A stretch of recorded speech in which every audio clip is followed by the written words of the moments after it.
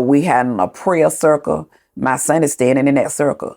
My son at the age of 25, he didn't really have to show up, but he did, because he knew the impact of being family and the impact of Aaron being his cousin, how he wanted to be present. Gotcha. Not knowing that following year, my son was going to be a product of what I was showing up for. Wow.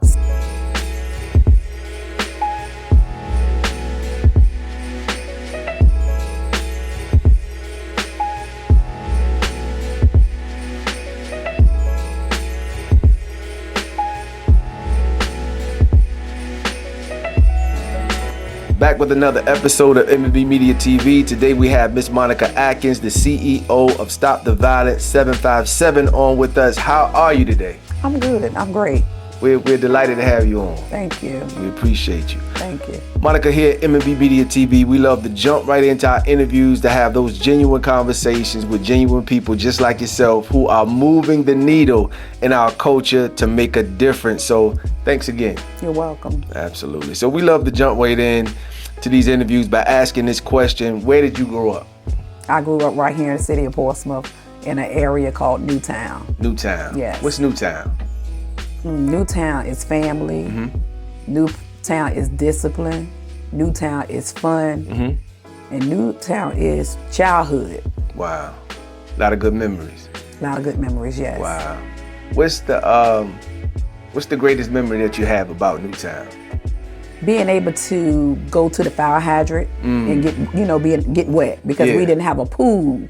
So, they used to cut the fire hydrant on when we was little, and we could just run through the water and just get wet and enjoy one another. It's a whole lot of fun back then. Yes. Lots of fun. Did you have to be in the house when the street lights came on? Oh, when the 9 o'clock bomb came on, we had to be in the house. Yeah. Yes.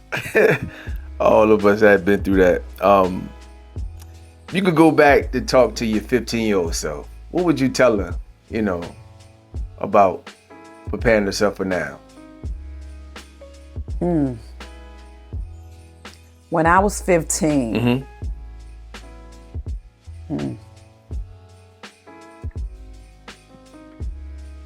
safe sex. Never heard nobody answer like that. Safe sex. Why you say that? Because I had my first child at 13. Got you. And reflecting back on my life now, I don't regret it because I had a support system, which my son will be 40 in 2 years, and I'm able to grow with him, and I love it. And I had a village. But now, when you look at 15-year-olds in this day and time, they don't have villages anymore. No. Because the villages are trying to be their siblings or friends. Yes. And we need more structure in the 15-year-old lives today. Wow. Never heard nobody answer that like that in terms of having safe sex. Yes. That's what you would tell your younger self. Most definitely. Wow. You never know who's listening. Never know. It's been 10 years since you started Stop the Violence 757. Let's talk about why did it start? As a matter of fact, December 5th, right? Marks the anniversary. Yes, December 5th. Right. So it's been 10 years. So where did all that come from? So I actually started in 2013. My cousin Aaron Turner was murdered in London Oaks. Some individuals tried to rob the house, and he was in there asleep. So he really never had a chance. So I was a part of a call to action where me and maybe 80 individuals linked up at Norcom High School to try to combat this violence thing that was starting to escalate. And this is before Stop the Violence? This was before Stop the Violence, yes. So the name of this thing that we was doing was just called Stopping the Violence. Again, it was just a call to action. And, in this circle, we had a prayer circle. My son is standing in that circle. My son at the age of 25, he didn't really have to show up, but he did, because he knew the impact of being family and the impact of Aaron being his cousin, how he wanted to be present. Gotcha. Not knowing that following year, my son was going to be a product of what I was showing up for. Wow. So me being the individual that I am, I can only speak for myself. My children was my world, losing my mom at 17, I always said that my kids would never want for anything. And I made sure that. So, you know, I just felt like they messed with the wrong child because that was my baby. You say you lost your mom at 17. Yes. How did that impact you back then? Being young. So, and it's a little emotional because I'm always talking about my son. When people just don't know, I have suffered layers of trauma, losing my mom, losing my dad. But, so I lost my mom at 17. My senior year in school, I was an honor student all through school. I dropped out. You know, I had issues with my family, you know. Like I said, at 16, I had already had 2 kids. So I felt like, you know, with my aunt having custody of me, they wanted to restructure things that I had already that had became a norm where my mama was living. So they tried to change that. And I felt like it was too late to try to change things that I was already doing when my mama was living. So I ended up living from house to house, you know. I eventually went back to night school, got my GED.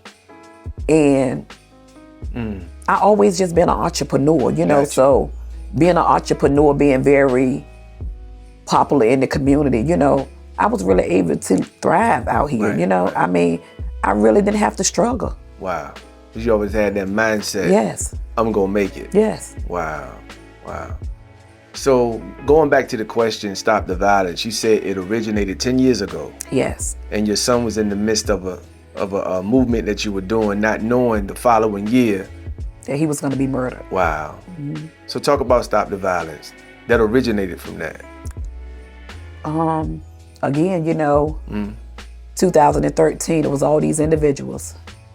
And I'm a firm believer. I say this all the time. Everybody want to be on the bus until they see the work behind the scene. Talk about that. But when you don't want to be committed to what you say you're gonna do, you eventually drop off. Your heart is not in it. And from maybe over 50 some people, it ended up to 3 individuals. And them 3 individuals, they stood with me through the hardest times. And now, you know, I'm grateful because, you know, look at Stop the Violence today, 10 years strong. But not even that, from that first year, everything that we said that we would do, we continued to do them for 10 straight years. We was committed. Wow. Consistent, yeah. Dedicated. It takes that, yeah. Yes. Yeah. And the only time you can do that is you're passionate about it, you know. And not even that. I didn't want another parent to go through what I went through. So what would you tell a parent who has lost a child right now, who you see going through what you went through back then? I see parents suffering all the time. All the time. On the inside, they got to talk about it. You have to talk about it. Not even that. Some parents may think that the only way that they could survive is getting justice. I'm 10 years now and I still don't have justice. Wow. But I know karma is real. Right. I know God gonna continue to fight my battles because a lot of times people don't know that karma can live and come back to hunt us through our children, through their children. So I always sit back because I know God is real. So communication, talking about it. Yes. Yeah, getting some help because holding that pain in. You can die eternally and bring on sickness. A broken heart. Yes. Right. My son's father died 6 months after him. And I believe it was from a broken heart. Wow. I never heard that before until I had a conversation with someone that said that you can die from a broken heart because you had so much love for that individual. And I never heard that before. But not even that too. I had to learn this too. Because God said, don't love nobody more than you love me. I love my sister so much. So much so, in the midst of me losing my son, my daughter had a baby. My son, when I needed a babysitter, my daughter, my son used to come home and babysit for me, right? So when I lost my son, it's like that same love that I was pouring into him, I could pour it into my grandbaby. So I kept my daughter's baby for maybe the straight 5 years. And I just went cold turkey and stopped keeping her because I wanted God to keep her. Wow. That's deep, man. People don't understand the impact of, I guess, young people taking someone's life. They don't know the impact that it has on the other person's family. You know what I mean? Yeah. It's a lot, you know, just even now, me checking my emails from my website, you know, people all over the 757 reaches out to me, you know, their kids are being slain in the streets, just being shot at while driving, you know. We really got to come together. You know, we done lost so many young men. We losing the women, you know. I mean, enough is enough. Right. Enough is enough. Wow. What more has to be done for people to come together? As I always state, you never know who's listening. I know you have stopped the violence, but how do you cope with that loss of a loved one outside of that? What do you do? Because I know it has to be other activities that you have to do to. So for me, I am very engaged, right? So I worked for the Up Center. 6 years I interned there. You know, they was pleased with my work. And, you know, my supervisor, you know, she was like, Monica, if a job opening ever come up, it's yours. And I ran into her 4 years later. And she said, I have an opening. If you want it, it's yours. And I proved myself again, you know, been there 6 years now. But not even that. I facilitate 2 after-school programs at schools I attended when I was young, Brighton Elementary and Parkview. So, you know, things just came around full circle. I also, I'm the facilitator through Bonds and Sequoia's Kids in Grief. Wow. I have my own business where I'm a partner with me and my cousin and I. We started when it started the pandemic. You know, it's called Atkins Yard Decor. I sell my own gravy. Okay. And I make detox tea. So, you know, I am very entrepreneur. You know, I just... Creative. Not just creative, you know. I mean, back in the days, you know, I used to have all the big pool parties, all the big block parties and things, but nevertheless, that's my past, you know. Yeah, I got you. So, but it stuck with you, the entrepreneurship. Yes, most definitely. You got to know how to chime it in and turn it into something else, good. You know. Yeah, so, I mean, I'm very engaged in the community, very engaged. So you stay active? Always. Cool, yes. And not even that, I started a bike club called the Pedal Pushers, so, you know, I have encouraged people during the pandemic to get up off the couch and to get outside and start riding them bikes. So I do have partnerships with Norfolk State. I did 2 bike rides with them in the month of June, which is National Awareness Day for Gun Violence. And I do bike ride for the city of Portsmouth as well. Wow. So get your bike, get on it, and ride. And get the moving, yes. How often do you do those? When is the next one? So it'll be next year. It's in National Awareness Month, which is in June. Got you. So people think about why. You said why. What are some of the root causes do you think gun violence come from?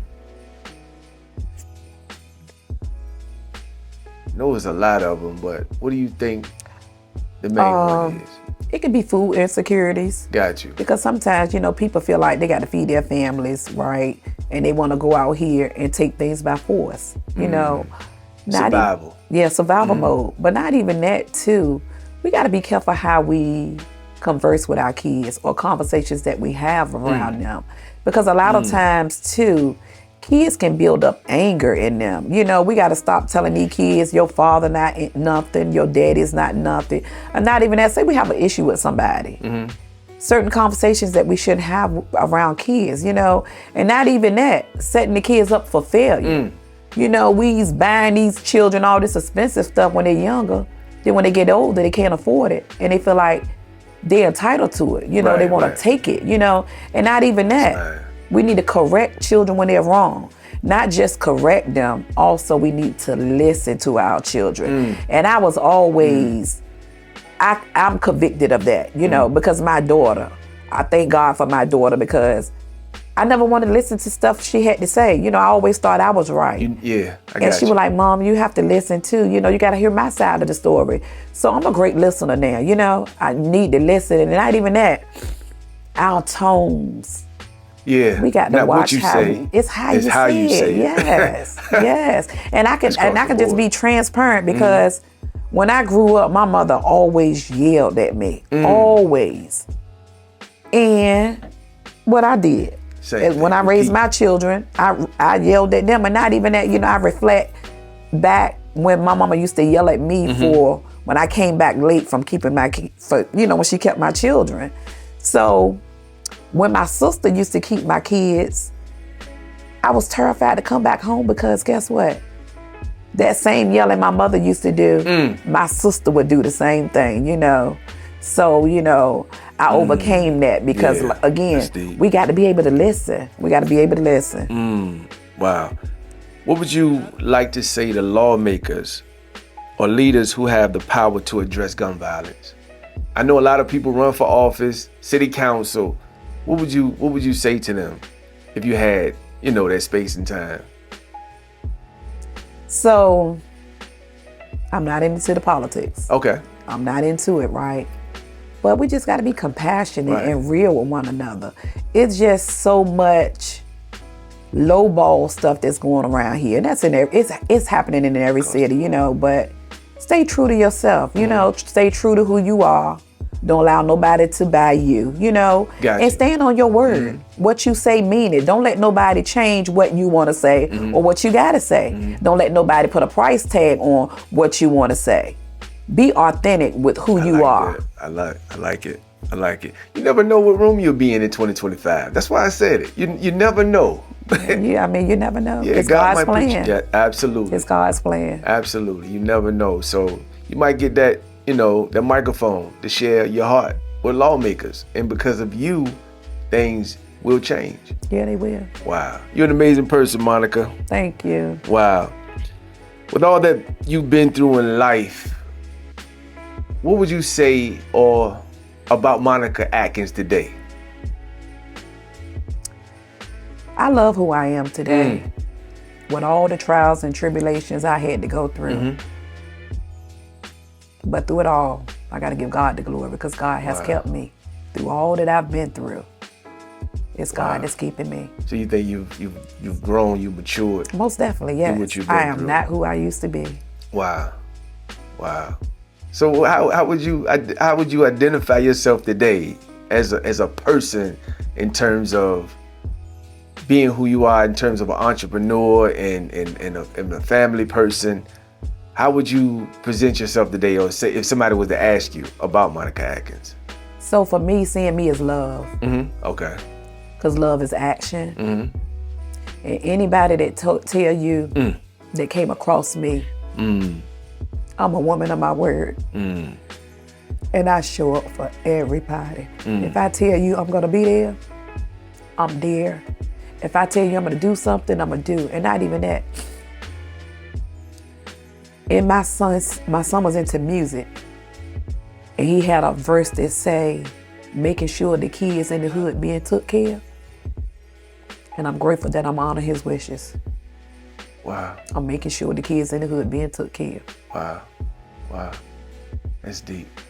So what are some of the activities that you have coming up that can bring awareness to the community about Stop the Violence? So, you know, as of Friday, the kids are out for 2 weeks for the holiday break. Me and my staff here at Stop the Violence, we are doing a 2-week free camp for 50 kids, feeding them breakfast, lunch, and dinner, and have structured activities planned out for them for the 8 days they'll be with us. Other than that, you know, we're excited about our 10th year gala that's coming up in March. And also, we clean the streets in the city of Portsmouth, not just Portsmouth, Norfolk. I adopted Effingham Street. That's the street my son was murdered on. And I clean it quarterly. And I'm I'm grateful that it's a sign out there that say stop the violence in memory of my son, because that's the area he grew up in. Wow. Wow. You want to talk about that gala coming up? Sure. Talk about it. So, again, this year is our 10th year anniversary gala, which will be here in the city of Portsmouth at Rivers Casino on March the 8th. We will be highlighting individuals that supported us for the year 2024. So each year at our galas, we always highlight and nominate and award nonprofits that work with us for that year. Got you. But I'm excited this year because a lot of my son's friends are coming out. I need to let them know these men are doing great things in life. Wow. So I want to showcase them too. Got you. Wow. It's gonna be a big event. Yes. Wow. Wow. So how can people reach out to you for help and to help? So anytime anybody want to volunteer, they can go to our website, www.stoptheviolence757.com, and just complete the information that's at the bottom.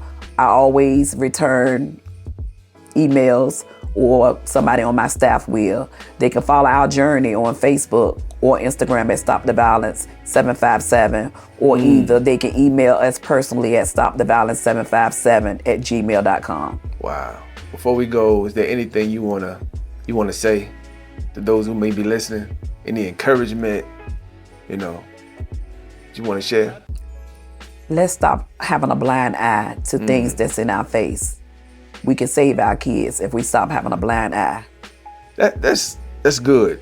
So do you think sometimes people don't join because it's not happening to them? So people become quiet. Most definitely. Put their heads in the sand. Most definitely. But then when it happens, it knocks at their front door. Yeah. Now they want to get engaged because, back then growing up, your child was my child. My child was your child. We need to bring that back in the communities today. Wow, that's amazing. We really appreciate you, Monica, being a part of M&B Media TV. On behalf of me and my business partner, Low Mills, we really appreciate you considering coming on. Thank you. We thank you for your wisdom and what you're doing in the community. We Thank you. really appreciate that. Thank you. Thank you. Thank you. All right.